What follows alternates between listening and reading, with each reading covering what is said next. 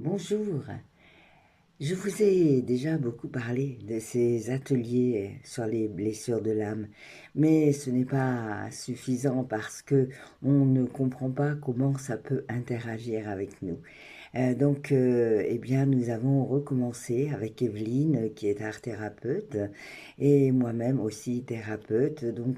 On emploie divers outils, je dirais, pour vous aider à justement transmuter ces blessures.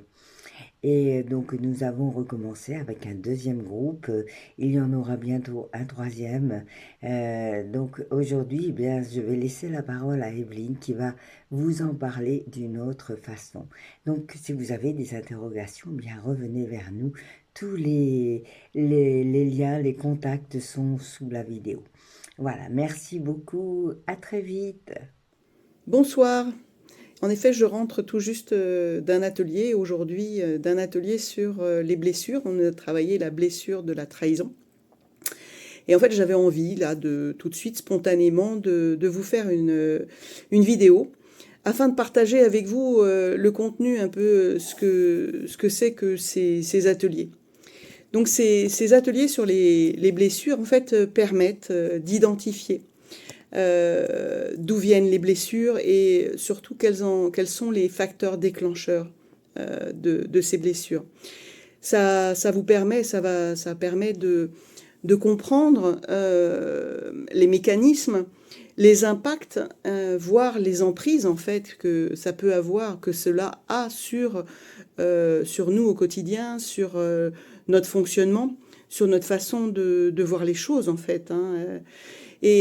En fait, Christine et moi, nous n'avons pas de baguette magique, bien évidemment.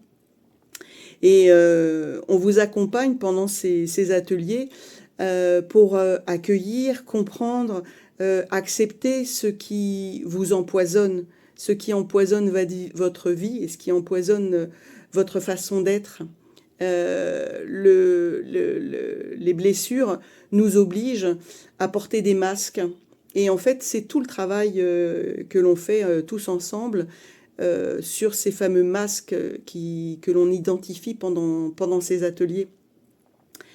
On va aller chercher l'événement, on va aller chercher les facteurs déclencheurs.